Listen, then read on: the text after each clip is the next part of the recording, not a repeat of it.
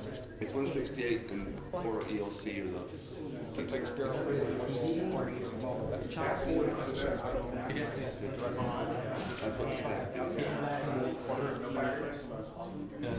It's totally loud enough like this, and then after, you just have to, you speak it, and that's it. Well, they don't sort of provide. Are we putting in to stop? How do we do start? Do I start with this thing? Or do I start with As soon as it comes to us. It's all.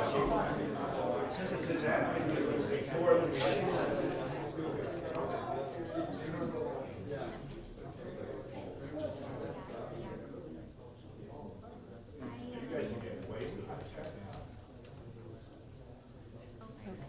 Why? So just Attorney needed a teleprompter. just open it. I'm looking at the Yeah, make sure that, yeah. Did you arrest him? I'll get it set up. Okay. What else did he steal? Well, that's a successful training. I can't believe that. You know, we have a lot along the river. Way to go. Well, good afternoon, everybody, and we have new mics. We're so excited. It's kind of like a new day here at the Commission Chambers, so at least I'm all excited. But anyway, we'd like to welcome everybody here at our County Commission meeting. We're going to start by an invocation by Pastor Jimmy Keston from the Solomon's Porch Foursquare Fellowship. After Pastor Keston leads us in prayer, we'll have Nick Miller, U.S. Army American Legion Post 100, lead us in the Pledge of Allegiance. So thank you both for being here.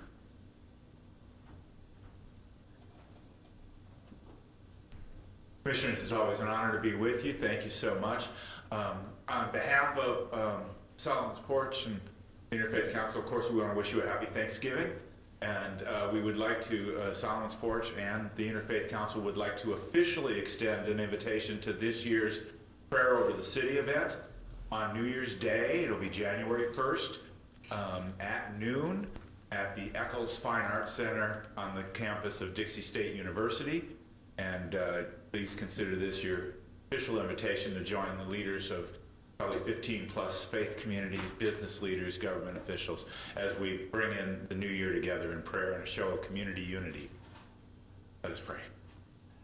Gracious Heavenly Father, we thank you for those who serve our county in both elected office and in all of the staff positions, and the great amount of effort that it takes to serve citizens of this county. We thank you for all of those in public service, the dedication and sacrifice that it takes to serve. We ask that you grant these commissioners wisdom beyond their capability to make the decisions going forward that need to be made, to entertain all those information that is brought before them. We ask that you bless all those who have business before this commission today and all those serving here. We do this in the name of Jesus Christ our Lord. Amen. Amen. Yes. Ladies and gentlemen, please rise and I pledge allegiance to the flag of the United States of America and to the republic for which it stands, one nation under God, indivisible, with liberty and justice for all. Thank you. Thank you so much, Nick. Appreciate that. And Jimmy?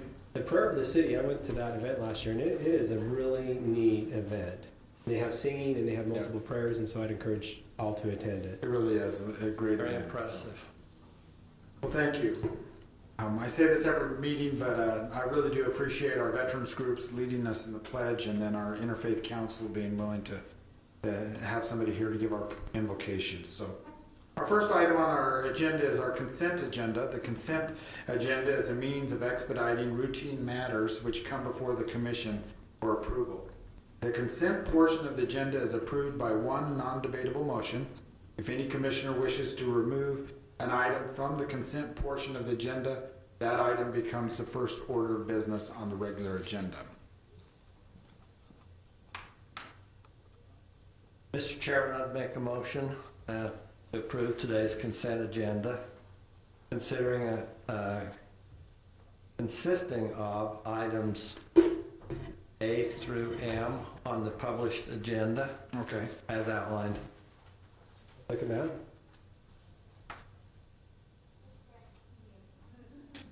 So we have a motion and a second. All those in favor say aye.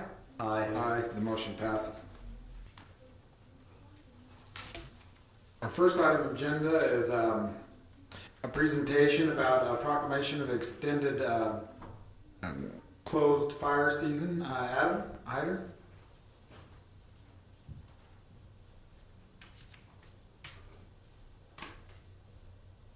We need to get some more rain around here, Absolutely. but the weather is great. Well, it's not raining, it's been At fantastic. this point, I'll even take that weird white stuff. Yeah.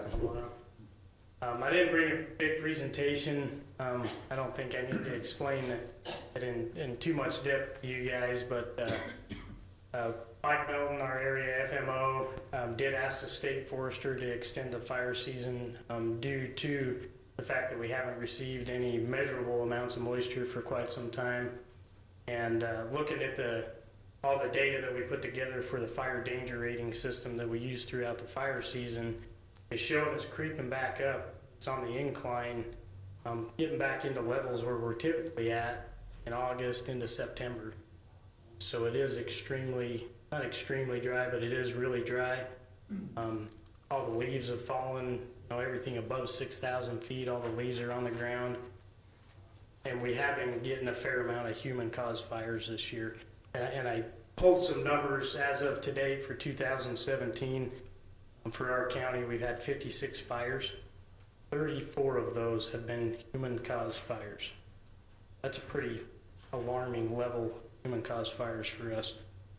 And then approximately 22 of those were lightning or natural caused fires, mostly lightning.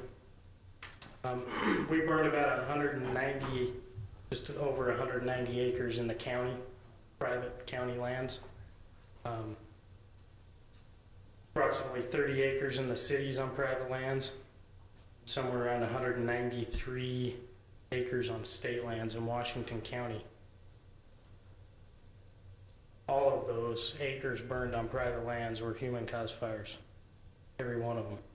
So all those acres, either someone burning, and a lot of the ones in the county was one in particular fire that in the county attorney's office right now, from an individual burning debris and burning without a permit at the wrong time and burned onto multiple. Not an employee of the county No, attorney's no. office. It was a resident, but other than that one, I think that's the only case that we've sent up to the attorney's office that proved to be negligent and stuff like that. The majority of the human-caused fires that we have had have been along the interstate. A lot of it's been like equipment, a lot of blown tires this year for some reason. And a lot of it was in a short period window where we were in the 100-degree weather, which we had a lot of this summer, and those low RHs. And it was during the Bryan Head fire too, that period of time, that 4 to 6 week window. We had really accelerated fire growth in southern Utah, everything that started early, which was weird. We didn't expect that with the moisture we had this winter. And it kind of slowed down. And I don't know if it was that big fire that did it, the big prevention tool. I think it was, because everything kind of slowed down after that, like literally, like 56 fires might seem like a lot, but for Washington County, that's a fairly low number. I think last year we had 48, 49, somewhere in there. Those are historic lows for us. We typically average somewhere around 100 fires a year. I think we do need to congratulate or thank our citizens for being more conscious about fire season. I think that from a few years back, we've really, the numbers of fires out there have really gone down a lot, and I credit everybody out there being responsible or being more responsible. I would like to recognize the efforts of the fire warden and his crews as well, because sometimes when we do get these fire starts, especially the natural cause, if we get right on it, catch them while they're small, it can prevent this from becoming a much bigger event. So I think that's a job well done as well.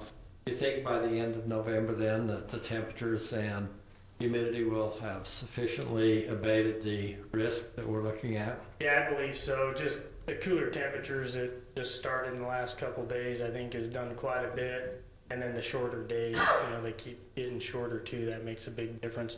We had a fire up in New Harmony yesterday that was subsequently caused from someone putting their fireplace ashes out. And in a normal year, that's not a big deal. You can pretty much throw them out wherever you want, but it's still that dry, even up there where they're sitting around 5,500 valley floor. It's still dry enough that stuff like that can smolder and take off. And we've had a really good response from our fire departments this year. Done a really good job with catching stuff small, like Dean said, especially when we were really busy early on. The response we got for Brian Head and helping our partners to the north, we got a lot of resources up there that first day. And I honestly believe if it wasn't for the local fire departments responding up there, they would have lost houses because we had a good response.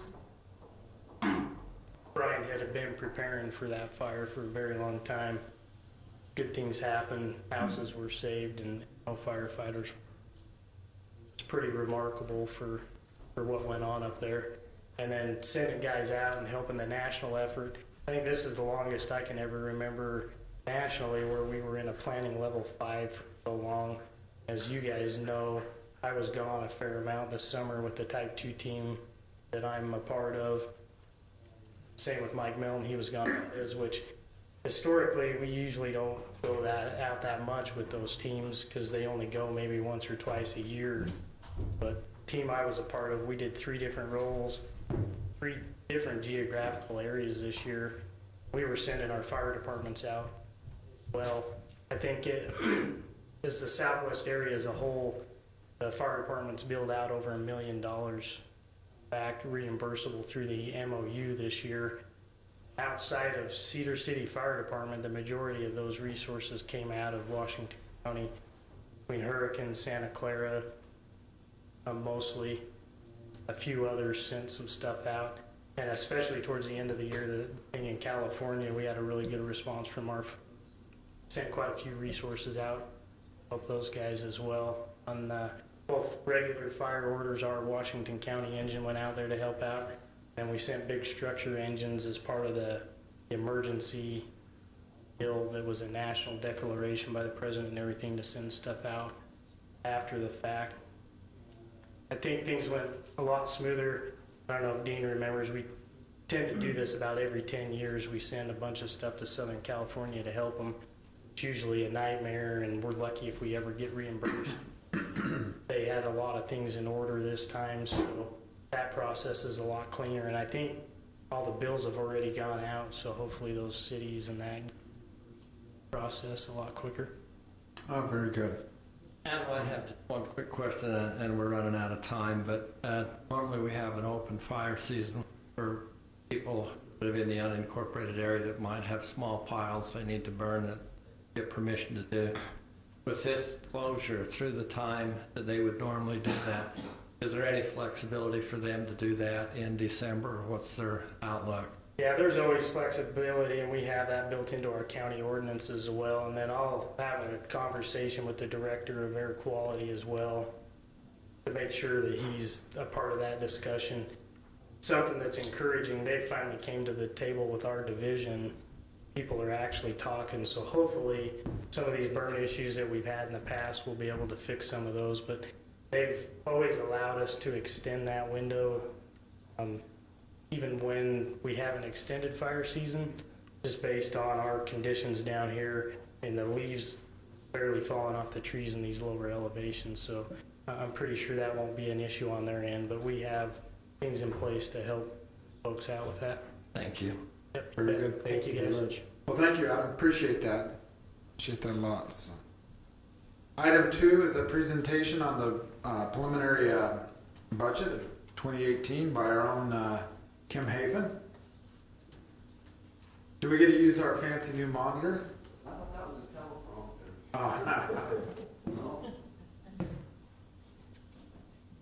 Oh. Hey, there's a handsome face right there. Okay, you know, time goes by quickly. It seems like we were just here doing the 2017 budget, doesn't it? It does. Yeah, so, anyway, we have prepared the 2018 budget. As all of you are involved with that, with each of you have departments assigned to you. So we met, you and I and that department head have gone through these budgets, and I think that they were, I think the department heads were okay with what were done in those meetings, and I think the commissioners were as well. So we'll start with the first slide here. You guys can see that down below me now, I suppose. Not a lot of change in the general fund revenue. That's about 4%. And the increase really comes from an increase in the quarter-cent option and sales tax. That's where the most of the revenue is different. And a little bit of new growth in property tax.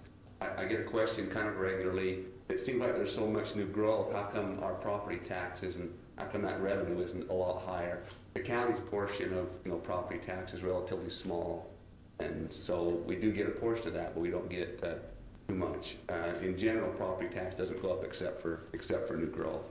So maybe before I go on, I should have kind of gone over some of maybe the highlights of the budget in total before I kind of get into the weeds here. The 2018 budget has a proposed 2% wage increase included for about half of the county employees. The public safety, the officers, both correction and patrol, are on a little different schedule for their pay increases, and that was an increase that was done. They go from July 1st to June 30th. The rest of the employees go January 1st. So there's an included increase for public safety as well, but that's in place right now as well as the first part of next year. So URS rates, retirement system, are flat to this year. We haven't had an increase for a number of years, and that makes it it's very helpful to the county when we haven't got a budget a significant increase in the retirement rate. So that's a good thing. And also, I think it's maybe a bit of a feather in the commission's cap that we don't have an increase built in here for any health care at this point for 2018. The last increase that we did in our county, the employees pay for part of their health care cost, and the county pays for part of that. The last time we had an increase was mid-2014. And one of the reasons that's the way it is because we're self-funded. We don't see a policy rate increase every year of 10% or whatever you hear in the media. We pay our own bills, and I think employees have bought into going to the doctor when they need to and maybe not going when they don't need to. And so having a flat health care is very beneficial for other things that we would like to do in the county. So those are kind of in general. Let me talk about the 10 fund a little bit there. Not a lot of significant things with the 10 fund. There is a line in the public safety budget that's not a very big line item, but it's a surviving spouse benefit. Legislation was passed a couple years ago. It's now effective where surviving spouses of first responders, police, firefighters can continue on with their spouse's benefits that they were passing in the line of duty. So it's not big. It's under $20,000, I believe, for our share of that pool. But that's something new for 2018, which is, I think, is a pretty good deal, actually. And also, as you know, we're covered our liability insurance by USIP, and they have changed their formula this year on how they allocate, how they arrive at the number. Our increase isn't very big in total, but the way they calculate that now, it has forced more of our insurance expense into our general fund and out of the periphery funds. So the total isn't a lot different, but the amount of the 10 fund is a bit higher. So, okay, now I'll go. If you have questions, I go. Sometimes you get old and you keep talk. So. I've got a question real fast. Okay. My understanding is basing a lot of the risk based on the payroll. A lot of the risk is based on the number. The change is a lot of the risk is based on the number of full-time public safety officers, not just payroll, but and specifically public safety. Since they reside in the 10 fund, that's what forced the money there. be interesting just to find out whether or not that, if that's how they assign the risk, whether or not it would be appropriate to do it based on our overall budget, or do you think the TANF fund is so stressed? I'm just. It is stressed, but over the past while, we've tried to assign the money where it's the expense where it's generated. And with vehicles and buildings and those things, we spread those to all the departments that have those things. But the public safety officers was where they assign most of that money, and we didn't see how we could assign some of that to the library. Yeah, okay, For thank you. instance. Yeah, Yeah. thank you. We're trying to make fun out of the library, but a fund outside of where they reside, actually. You can take a look here. This is the revenues that are broken down a bit. There's not a lot of change. So the biggest change is in taxes, and the majority of that is in the quarter-cent option. So not a big change, about 4% in total.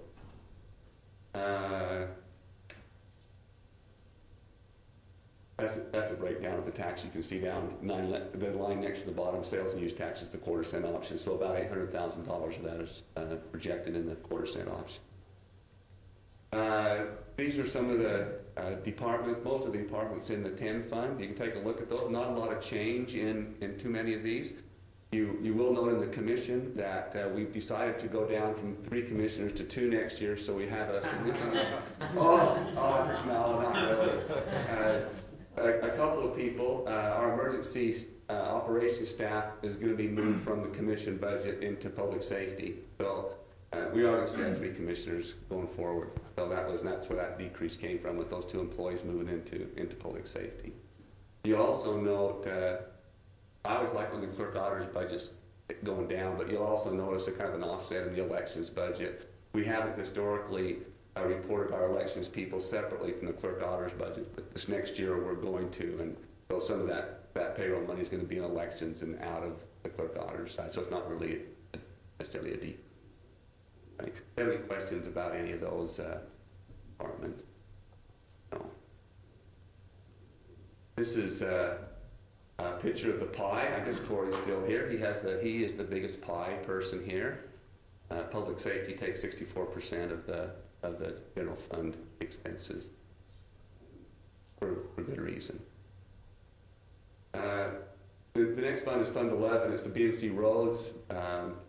It's down a little bit, and the only reason it's down a little bit is because the 2017's budget was funded with a kind of a significant fund balance appropriation, and that has decreased significantly. So not really a lot of revenues generated, but we're not taking money out of the fund balance to make that budget work.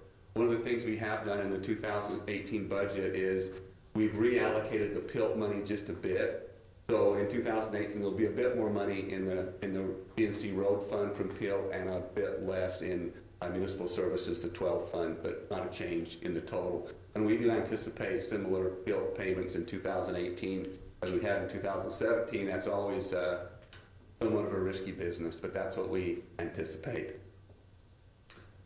Municipal Services, you can see that's down about $2 million from this year, and the reason for that is that we had a major Highway 91 reconstruction project that has been ongoing on Utah Hill and over, and that has been completed, and that money, that expense and revenue resided in this fund in 2017, and that's closed down and gone now for 2018. Again, not a lot of change in most of these numbers, with the exception of some of those major things. Assessing and collecting. These are the departments that assist in the assessing and collecting of property tax, treasurer, recorder, assessor, and parts of other departments. Again, not much change. The revenue change is really coming from when a person gets their property tax bill, you'll see an assessing and collecting line on there, and that money really comes from the new growth that's happening in the county. The next fund that we'll talk about is the Library Fund, Fund 22. You can see it's a bit higher, $300,000 higher in revenue. And the reason that's the case, a few years ago, we all decided, the commissioners, me and Joel, the director, that if they underspent their budget from the previous, 2 years previous actually, once we had audited financial results, if he underspent his budget, and instead of increasing the fund balance to a point that we didn't need to be, we would put roll that back into his operating budget. So the increase in revenues is the fact that as we now have 2016's audited financial statements, he underspent in 2016, so we're going to allow him to roll that, instead of increasing the fund balance, roll that money into his budget in 2018. So that is helpful. One of the library is probably the department that we have in the county that's most dependent on property tax for their functioning. You'll see a separate line on the property tax bill that talks about the library and that funds the library, but it isn't the only source of their revenue, but it's by far the biggest source of the revenue, and they're more restricted on, not that they couldn't get other things, I suppose, but it makes up the biggest part of what they operate on. So that's always a concern if for some reason property tax revenue doesn't, it's always there, but that's the kind of an issue with the library maybe. And just to note, we just celebrated the first anniversary of the Hilldale Library in November. And Joe reminds us that it's the busiest small library in his branches. So that's kind of cool. The next one we'll talk about is Fund 24. It's the Council on Aging. Again, I'm not going to talk much about these. There's not much change in these. We did have some buses ordered for 2017, and they were budgeted for 2017, and they won't arrive until at least January. So the money that we would have spent for those is going to roll the fund balance, and we're going to pay for those actually when they arrive in 2018. So that's really the only difference in the next one is Fund 25, the transient room tax, the tourism office. Those revenues continue to grow. You'll notice that I say they continue to grow as I show a $3 million change reduction from last year to this year. But out of our fund balance this past year, we made some donations both to Springdale for a parking garage and to Dixie State University for upgrades to their stadium and the personal performance building. I can't remember exactly the name of that, but it's going to have a bit of an aquatic center in it as well. So that's really the reduction in that. Those money came out of our fund balance in 2007, not a reduction in the money that we're receiving from transient room tax. The next next fund is Fund 26. It's where we have our county tourism, our county recreation. It comes from restaurant tax and lease tax.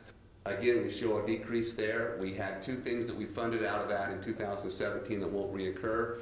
One is $2 million that went in to supplement our insurance money to build the Grafton building over at the regional park. So that was $2 million, and also this fund contributed $500,000 to this Dixie State for the renovation of the stadium and track and the new building there.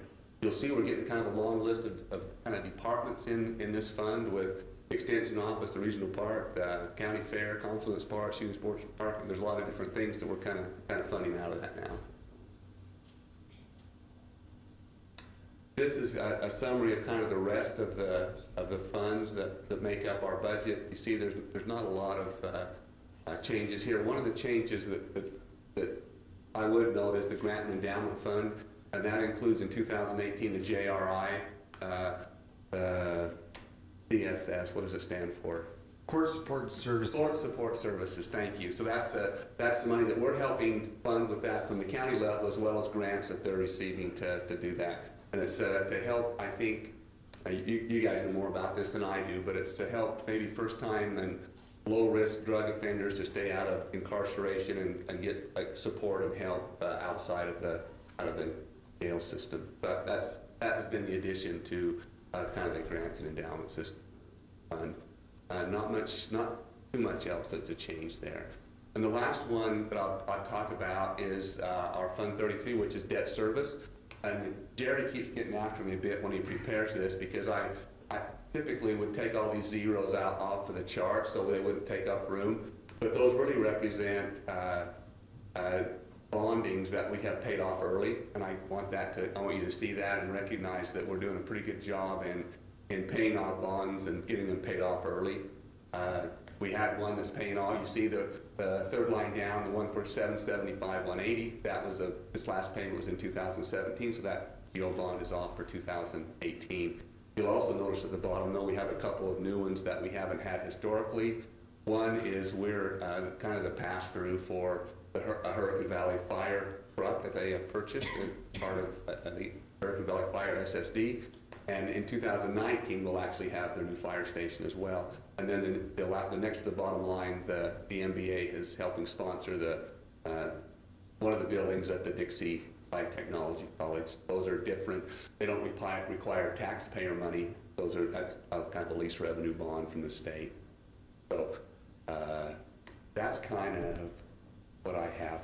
So Kim, when we pay off one of the general obligation fund bonds early, like we've been able to pay a few of them off, does that have any direct impact on the tax burden? Yeah, in fact, in 2017, we still had the last payment to make, but we had a fund balance to pay that off with. So the line on the tax bill essentially was half of what it was 2 years ago because of the effect of that. Most of that came with, we were trying to raise about $2.5 million to pay off general obligation bonds in 2015 and about $1.3 million in 2017.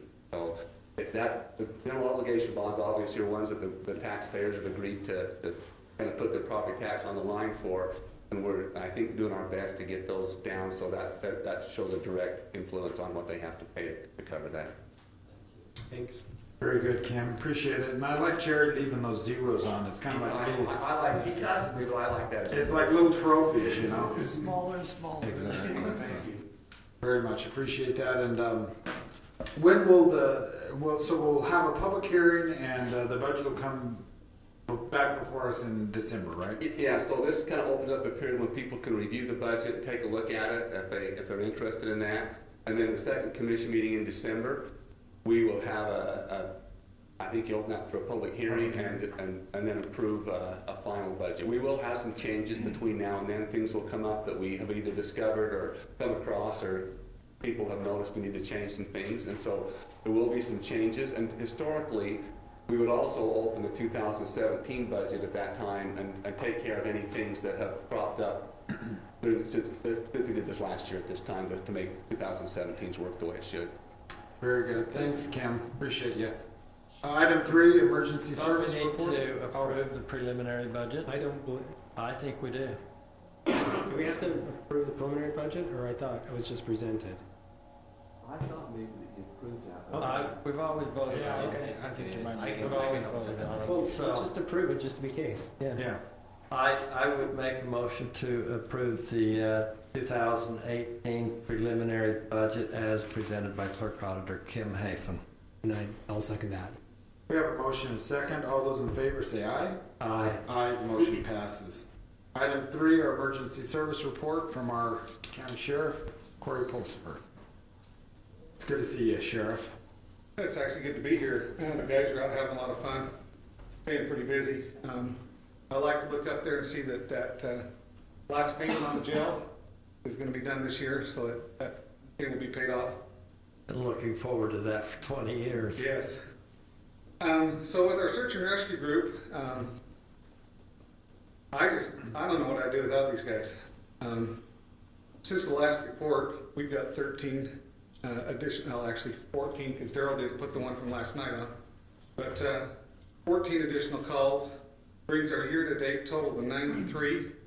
There was 429 hours, and I don't know what you had on the call last night, but just this last weekend, Sunday, there was on a call up in Yankee Doodle Canyon that involved high angle, injured party that slipped and fell.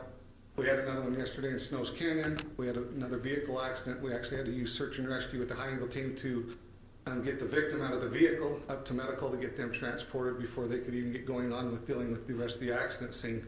And then a missing 6-year-old last night in the Diamond Valley area, which they also took advantage of the reverse 911 call, put that information out. I got lots of phone calls. I saw that on Facebook. Yeah. Yeah, but they were looking for this missing child and was able to locate it rather quickly and get a good resolution to that. I believe Sergeant Cassius said only 2 of the search and rescue members made it on scene before they found the child, so that was a really good call.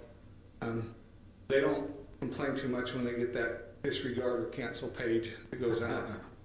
A lot of the stuff that we're dealing with is mountain bike crash, Wire Mesa Trail, fall off the cliffs in Laverican, individual that was out deer hunting up on West Mountain, started having chest pains, another mountain bike crash on the Bear Poppy Claw, injured base jumper jumping off the Red Mountain over by the Ivans area.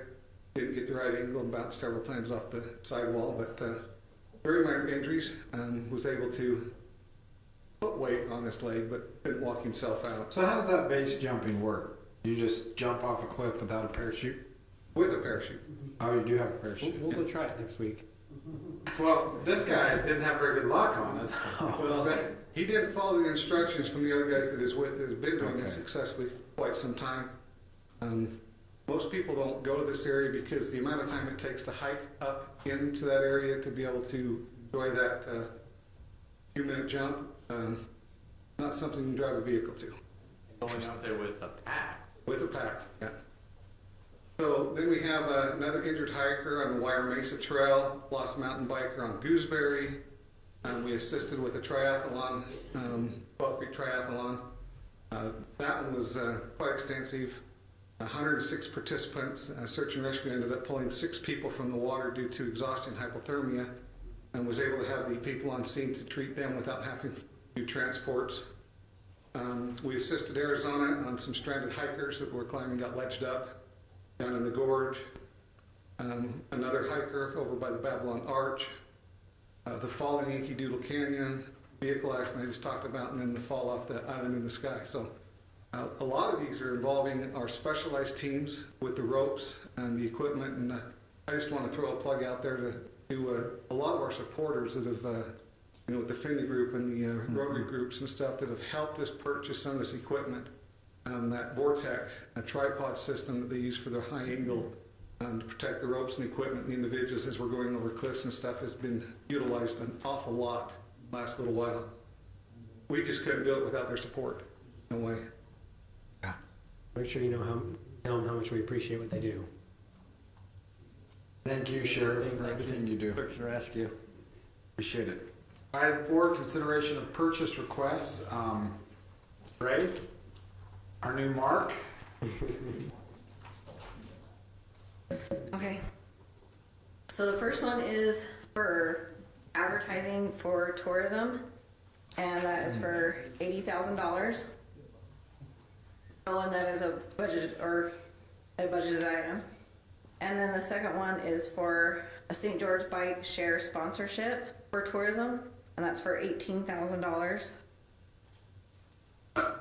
And then the third one is for repair on the roof on an addition for the portion of an indoor arena out at Legacy Park, and that's for $24,168. Very good. Well, thank you very much. Any questions? Are these all budget items? Oh, yes, I think so. Let me check. Yes. In the case of the roof repair, I think it's not on that particular line possibly, but other things have not been spent that allows. Oh, it would fit within their overall. Right. Thank you. Mr. Chairman, I would have proposed that we approve the purchase request as outlined by Ray Boyer. We have a motion I'll second. and a second. All those in favor say aye. Aye. The motion passes. Item 5, consideration of ordinance number 2017-1103-0, an ordinance amending the duties of the Washington County Tourism and Tax Advisory Board. Zach? Yeah, so we're in the process of just reviewing how we handle the tax board, how our tax advisory board. And this is basically just kind of a way to go through and kind of clarify how the people can come and make requests to the county for you to utilize some of those tax funds, and the process that would go through this tax advisory board.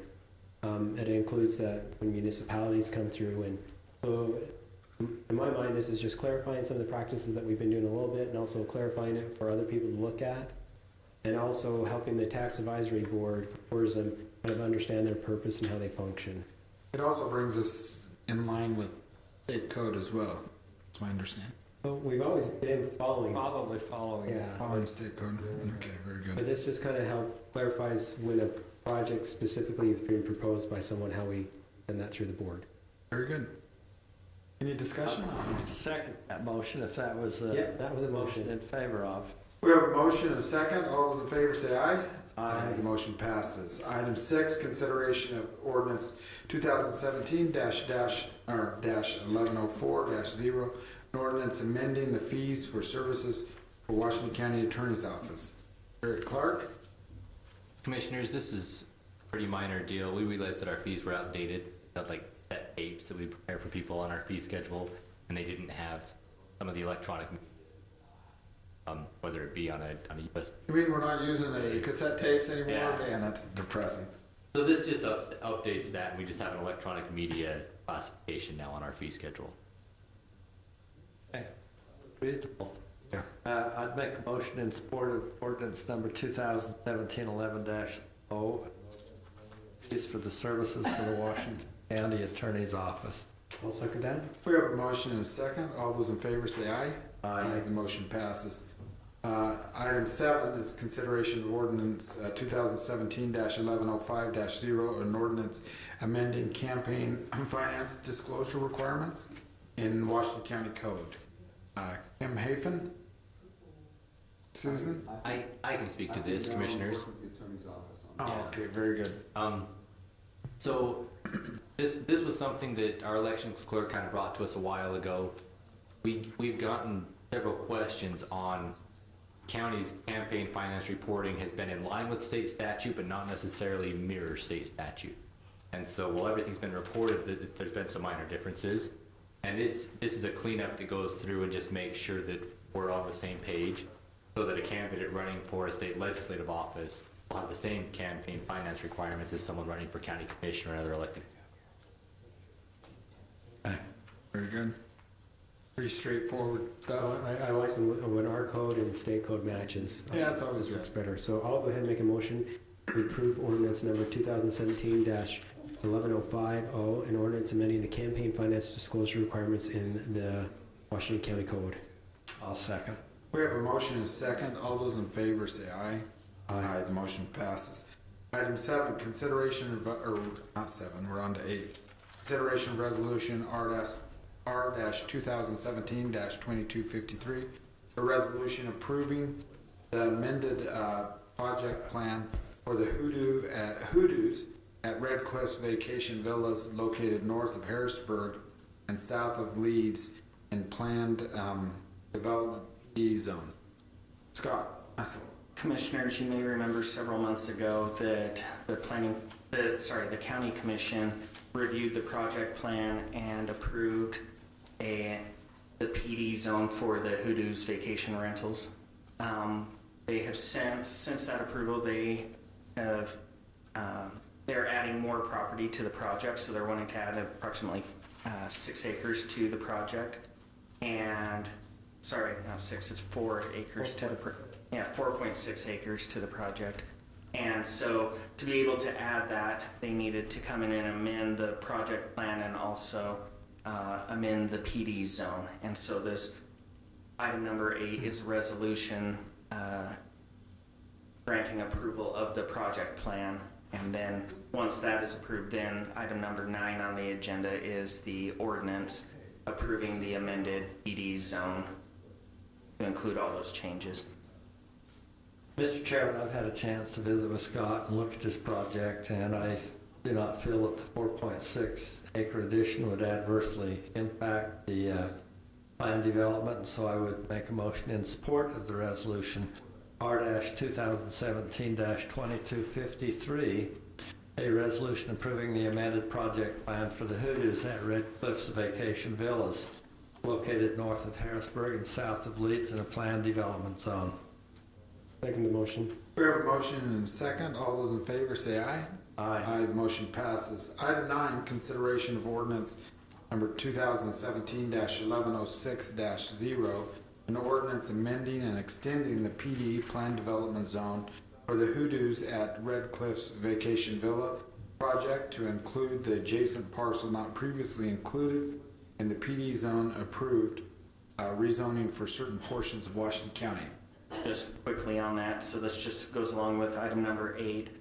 So this 4.6 acre parcel is currently zoned A20, and so there was a public hearing held on it in the last planning commission meeting, and we met all the state and county requirements for noticing and review of the project, and the Planning Commission recommended approval of zone change to include that property in the PD zone.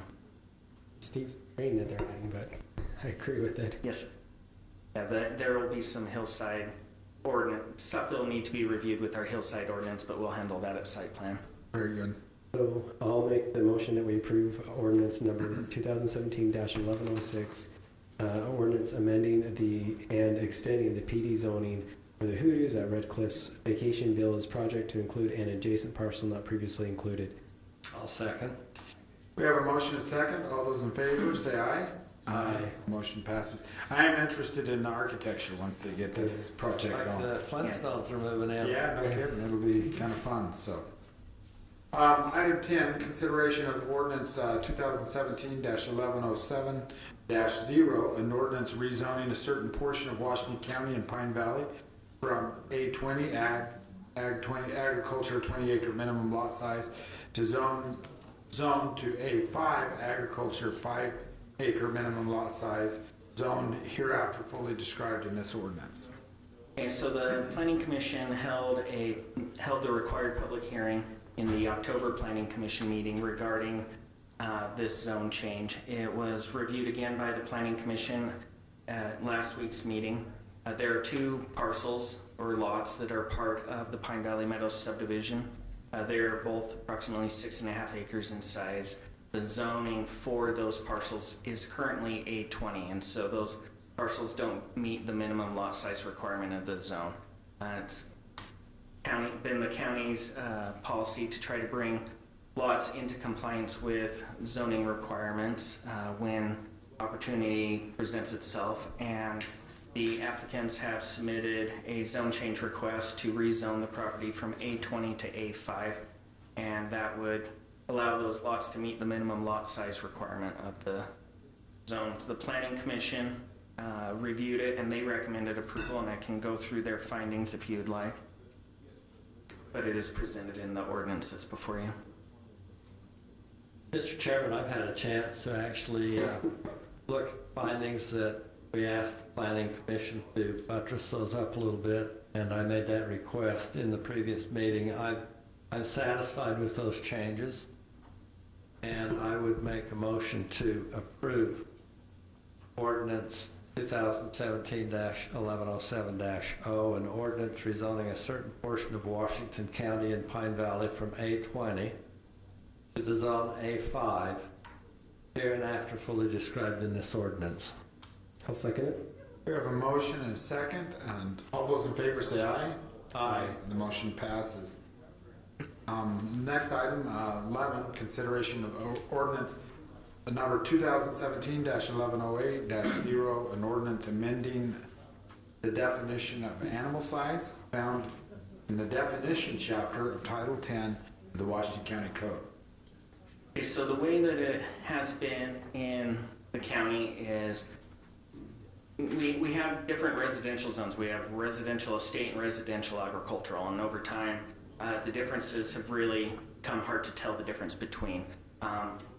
One of the things that we have is we have in our code one large animal for every 12,500 square feet of land with a maximum of 4. It was reviewed by the Planning Commission, and the Planning Commission recommended some changes to that code. And what the Planning Commission, what is in the ordinance before you, I'll go ahead and read the definition that the Planning Commission recommended. They said one large animal, so this is on page 3, and it's A. It's one large animal for every 12,500 square feet of area, not exceeding a maximum of 4 large animals on any residential zoned lot. And then the new part is not located in the RA 2.5, RA 5, and RA 10 residential agricultural zones. So that basically means that's an RA1 dash. Correct, yeah. First part, then with Yep. that change. Yes. And then lots located in the RA 2.5, RA 5, RA 10 zones are not bound to a maximum number of large animals. Lots located in the RA1 zone are not bound to a maximum number of large animals as long as the square footage standard of the one large animal for every 12,500 square feet is met. Then it says large animals may include horses, cattle, or other animals judged by the Planning Commission to be compatible with this category of livestock. Is there any discussion in the planning commission, just removing that cap all the way off of that? Was that talked about much, or? Yeah, so originally, as the discussion started with this, the direction that it seemed that we were going is that we kept the square footage requirement of the number of animals per 12,500 square feet, but just not have a cap on it in the RA zone. It would still have a cap in the RE and other residential zones, but not in the residential agricultural zone. And in last week's planning commission meeting, they wanted to open it up more and to allow unlimited number of animals in those residential agricultural zones. Kind of extreme. I'm a bit concerned by that language. I think there's more appropriate zones for an unlimited number, just as a purely agricultural zone. I do really appreciate the work of the planning and taking this on and looking at it. And so I would actually make a motion in support of ordinance 2017-1109. However, with this change, I would like to strike the second sentence that says lots located in the RA 2.5, RA 5, and RA 10 zones are not bound to a maximum number of large animals. Just strike that sentence totally. And in the next sentence, just add to that, it says lots in the RA, and I crossed that out. Did it say 1 or 2.5? 2.5. 2.5. I'd like to just add 5 and 10. Is my thought here. Are not bound to a maximum number of large animals as long as the square footage standard of one large animal for every 12,500 square feet is met. And so we just strike one sentence and then just add the 5 and 10 acre lots to that definition, so that they can have, if they've got larger lots, they can have more animals. But there is a 12,500 square foot requirement for each large animal. Can I just ask a clarifying point, Commissioner? Mm-hmm. So that would be the RA1, the RA 2.5, the RA 5, and the RA 10 would all have that? Yes. Yeah. Okay. And so that would be my motion with that change. So would you also take a friendly motion? If you look at where it says animal size, they wanted to add the word, the keeping of animals must conform with good animal husbandry practices. And my wife thought that was hilarious. So I'd like to strike the word husbandry and just have it say the keeping of animals must conform with good animal practices. I would accept that as a friendly motion. All right, thanks. But husbandry is one of those. It not is. farming. That's not Yes, my yes, wife, my wife read that, she thought it was referred It's to trying to be politically correct. make it general neutral. Yeah, well, that's, we don't know the gender of the farmer, so. So that would be my motion, and I accept the amendment as recommended by. I think that's a good emotion. That really keeps in what we're trying to do, which is, having the right amount of space per animal. It's still gonna allow, It's still a lot. Yeah, a lot of it's we animals. still have a lot of I animals. just don't think you should be running a feed lot on a Yeah. 5 acre lot. Very good. I second it. We have a motion and a second. All those in favor say aye. Aye. Motion passes. Very good. I was visiting with the NACO president, who's from Texas, Fort Worth, Texas area. And he said in Texas they have no zoning laws, and so in his county they had somebody start a slaughter yard next to a subdivision, so. And there was nothing the county could do about it. Found that interesting. Anyway, appreciate that, Scott. Item 12, consideration of ordinance number 2017-1109-0, an ordinance rezoning a certain portion of Washington County. We already did This this. is different. Another one. Okay, all right. Seems very Pine Valley, from 20A, agriculture, 20 acre minimum lot size zone to RA 2.5 residential agriculture, 2.5 minimum lot size zone hereafter fully described in this ordinance. So, Okay, so I can, where the Branding Iron Steakhouse is, there's a property that kind of wraps around that commercial piece where the Branding Iron is. That parcel is currently zoned, this is that parcel that we're talking about. It's currently zoned to A20. They came in wanting to get a building permit to build a new residence on the property. And so they need to bring the lot into zoning compliance. And so there's a rezone request for an RA 2.5 zone. The property is 3.8 acres in size, and so this meets that minimum lot size requirement of it.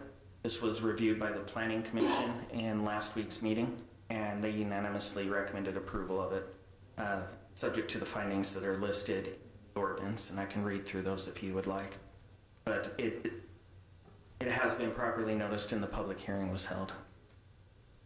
And I'll be happy to answer any questions. Okay. No, I looked at it and I agree. I think this is appropriate. So I'll go ahead and make a motion that we approve ordinance number 2017-1110-0. Sorry, 1109. 2017-1109-0, an ordinance rezoning a certain portion of Washington County and Pine Valley from A20 to RA 2.5. I'll second that. we have a motion and a second. All those in favor say aye. Aye. The motion passes. And Mr. Chairman, just for the record, just in case I said 1109 on the one before, and I may have, the intent is that was 2017-1108. Oh, very good. For the record. Item 13, consideration of ordinance number 2017-1110-0, an ordinance clarifying that fees charged by departments of Washington County must be established by ordinance. Right? Commissioners, this is another one that's being recommended by our office. As we were putting together that attorney schedule fee ordinance, we were double checking the state code and realized that our county code required that fees be adopted by resolution. The state code says that you guys are supposed to adopt those by ordinance. So it's just calling it a different. Oh, very good. Good housekeeping catch there. So I'd make a motion then in support of ordinance 2017-1110, an ordinance clarifying that fees charged by departments of Washington County must be established by ordinance. Second. We have a motion and a second. All those in favor say aye. Aye. Motion passes. Item 14, consideration of resolution R-2017-2250, a resolution approving the donation of surplus property to Friends of Switchpoint, Inc., a nonprofit entity. Corey, our good sheriff, Corey Pulsiver. This is on the match, right? The donation of surplus property. Refrigerators. Oh, that's right. They're your refrigerators right now. Yeah, well, we did some of the mats from the beddings. Maybe that was on the earlier one, because I'm trying to remember which different ones. Two refrigerators that were used. Okay, so as we've gone through and did some changes and stuff, they ordered, the two refrigerators we're talking about were ones that were used in the evidence room, the storage of different things. They've now bought a commercial-sized one that's now taking care of it. So we had these others as surplus. They asked what to do with them and reached out to Switchpoint. And just like we've done previously with the beds and the mats, we try and rotate those on a regular basis to make sure that we maintain the quality. And Switchpoint, you know, they struggle so much with funding and trying to work most of their things off donations. We found that a lot of the things that we think are really near end of life, they're extremely happy to have to help them out. So what kinds of things were stored in these refrigerators as evidence? Is it anything that would be dangerous if it was used to store food? They were cleaned, sterilized. I'll leave it at that. They want them. Yeah. Yeah. They did have some life, but with us trying to clean up the evidence room and do things a little bit differently with the new refrigerator that they bought, instead of having the two smaller be residential style, and they went to a commercial one.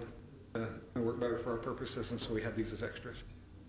And Eric's okay that we surplus these and give them to a non? Yeah, so this came through our office. This is before you guys. In the past, we usually do surplus on the consent agenda. Because this is going to a nonprofit, we kind of researched who it was going to, and there's a finding in your resolution that it's in the, has a wording from the state statute. So generally, when we give things away, they end up going to another governmental entity. Yeah. That's when we put it on the consent. Yeah. Thank you. I'll make a motion that we approve resolution number R-2017-2250. Resolution approving the donation of surplus property to Friends of Switch Point Inc., nonprofit entity. I'll second. We have a motion and a second. All those in favor say aye. Aye. Aye, the motion passes. 15, consideration of a resolution R-2017-2251, a resolution in support of updating the Zion Canyon shuttle system. Zach? Yeah, so Renstrom? earlier we approved a letter in an earlier commission meeting just saying that we kind of supported it and that we would be willing to help out match some stuff. This is just a little bit more formal approach where we're saying it is now basically a county policy that we support the shuttle system in Zion's, that we will actively help support that in any way we can, and kind of also to tell our congressional delegation that the county as a policy really would like to see those shuttles remained and funded. And so it's more just adopting an official county policy on the Zion shuttle. And I am in total support of it. If that's a motion, Commissioner will second. We have a motion and a second. All those in favor say aye. Aye. The motion passes. 16, consideration of resolution R-2017-2252, a resolution appointing a member to the 5-County Human Services Council Advisory Board. I have myself down as to speak to this advisory board that's run by 5-County. It's held on the same days that 5-County holds their meetings and on the same day that we have our public health board meetings and our behavioral health board meetings.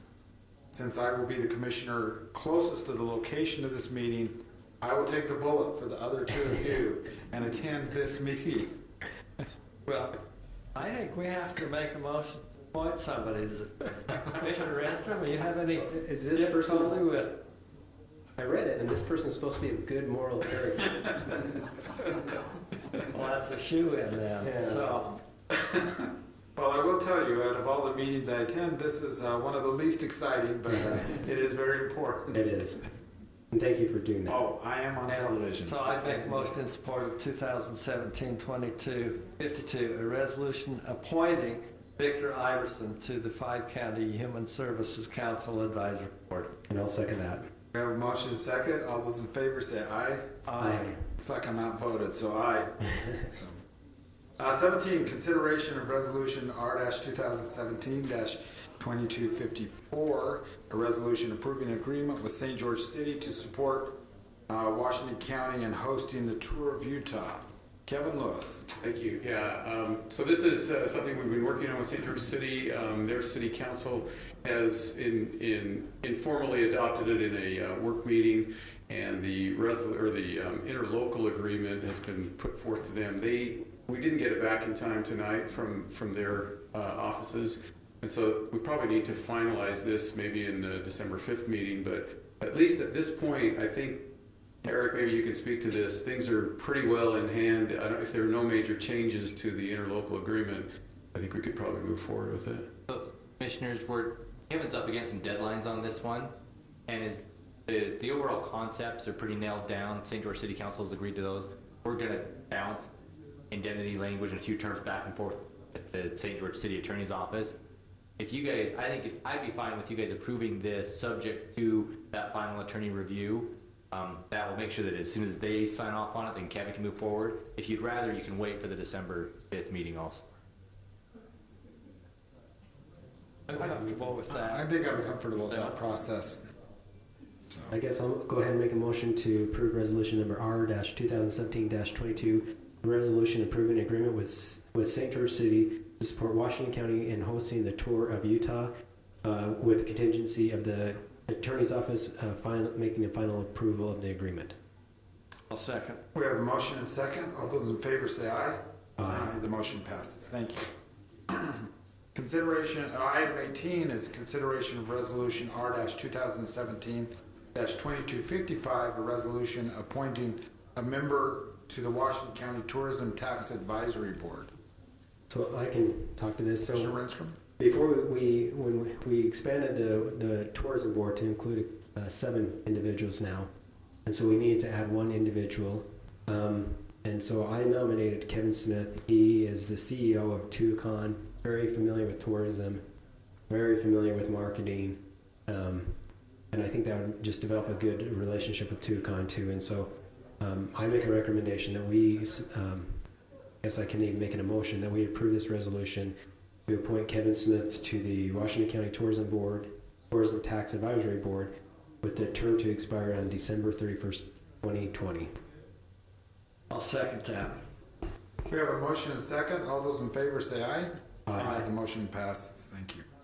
Item 19, consideration of resolution R-2017-2256, a resolution approving sponsorship for the Ultimate Outdoor Expo event in Washington County. Kevin.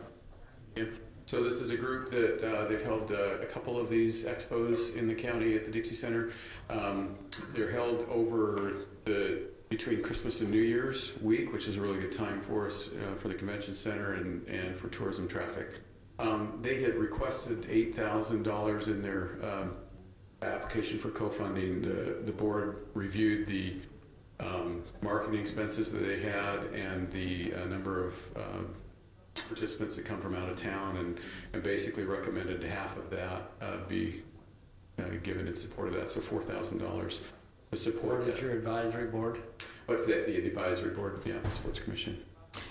I'd make a motion in support of resolution 2017-2256, resolution approving sponsorship for the Ultimate Outdoor Expo event in Washington County for an amount of $4,000. Second. We have a motion and a second. All those in favor say aye. Aye. Aye. The motion passes. Thank you very much, Kevin. Appreciate that. Logo looks good too. It really does. And I think the designer did a really good job on that. Item 20, consideration of an engineering service agreement between Horrocks Engineering, Inc. and Washington County for roadway alignment in connection with the Washington County Habitat Conservation. Commissioners, I can speak to this. We've been working closely with the Habitat Conservation Advisory Committee, Fish and Wildlife Service, and other partners, and working through the renewal of our Habitat Conservation Plan. And we've decided that we would bring significant changes into the conversation early on the Habitat Conservation Plan, and one of those changes is the Northern Corridor. And it would just be extremely valuable for the county to be able to, when we need some real technical expertise from an expert, Horrock Engineers has that expertise and professional ability. I would recommend this contract. It's just an hourly rate based. If we need them, we would engage them for the time they spend on it, and it would be of great benefit to the county. And so I would make a motion in support of the agreement with Horrock Engineers. Second that. Very good. We have a motion and a second. Commissioner, sorry, if I could just add one thing for the minutes. So this didn't go out and follow a normal procurement process. Professional services. Well, and Horrocks has all of the data in their database because they do this for our MPO and for UDOT. And so it costs astronomically more to get anybody else to do it. I still think as an engineering company, they would fall into the engineering carve-out of the state statute that allows us to do that, but there is a very practical reason, as you stated, for picking Horrocks. So, I'll second. Very good. We have a motion and a second. All those in favor say aye. Aye. The motion passes.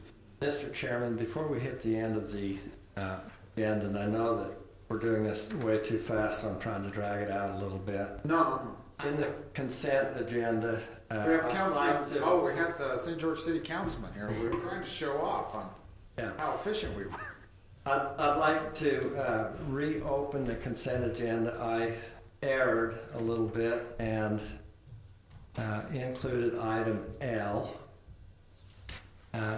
There's some language I'd like to recommend as a substitution for that, and that's dealing with our county meeting rooms. And so I guess first I just need to see if the commission is willing to reopen that to entertain this recommendation.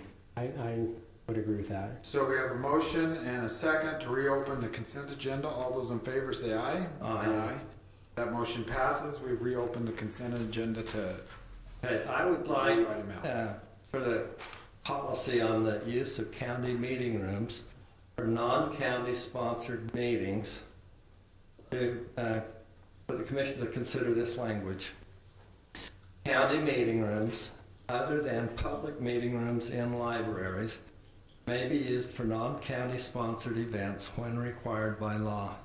Any exception to this policy must be in writing by the county commission chair. When a meeting room is reserved, the room best suited for the size of the event shall be used. The county generally requires that meeting sponsors provide security for meetings that occur outside of regular business hours.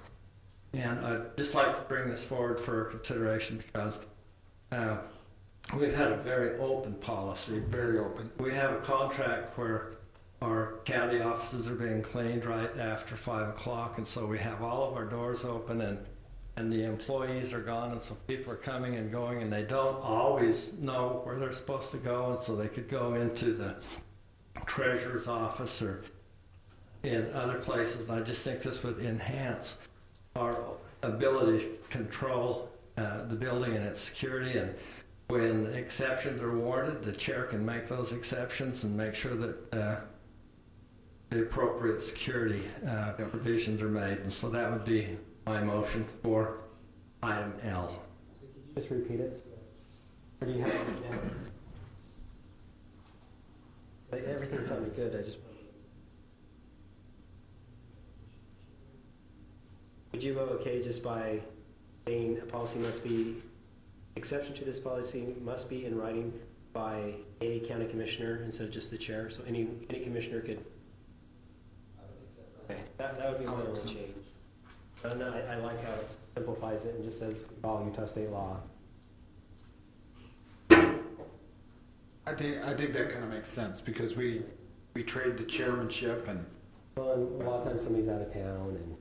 But I totally agree with the idea that, you know, boy, we really want, this is a public building, but at the same time, we need to maintain security and we need to, you know, look out after the equipment. I know that, of course, we have this nice projector, but we had the projectors before that were left on for 2.5 days by accident. I mean, wasn't necessarily easy to run, but, so we do need to look out buildings, So I guess, was that a motion and then I made it? My motion is amended by Commissioner Renz. Very good. We have a motion and a second. All those in favor say aye. Aye. Very good. We are on to our final item, which is just Commissioner's report. I would just like to thank Nicole for kind of bringing us into the, I don't want to say 21st century, maybe the 20th century, but it's just nice to have microphones that work. I mean, we're going to be able to connect a little bit easier. I think the upgrade to the sign's really nice, and I am going to miss the chalkboard. Oh, the little board back here, the little board. Not really. I was just kidding. Totally sarcastic. So. And I believe the U.S. flag is in the right location. So. Good, and I enjoyed having mics that don't cut out. Yeah, very, very nice. We're doing very up class here, so thank you, Nicole, and really thank you to Cheyenne and of course Ricky as well. Great staff we have supporting us. So thank you. And I guess my only item is we did post last week Utah Association of Counties down here at our Dixie Center, and it's always fun to have everyone down here and they're able to compliment us on how great the Dixie Center takes care of them and how great our county is. And of course, we just nod and agree, so it was great. I'd like to recognize Walton University of New York. Thanks for being here. Eric, Can I just bring up one other thing, commissioners? The question was brought earlier, do we need to adopt the tentative budget or the preliminary budget? So that is part of the statutory process. So that was a good catch, Commissioner Cox. Because they're supposed to adopt that in the month of, you adopt a tentative budget in November and a final budget in December, and those are both action. thanks. Thank you, Eric. And with that, we will stand adjourned, so. Thank you.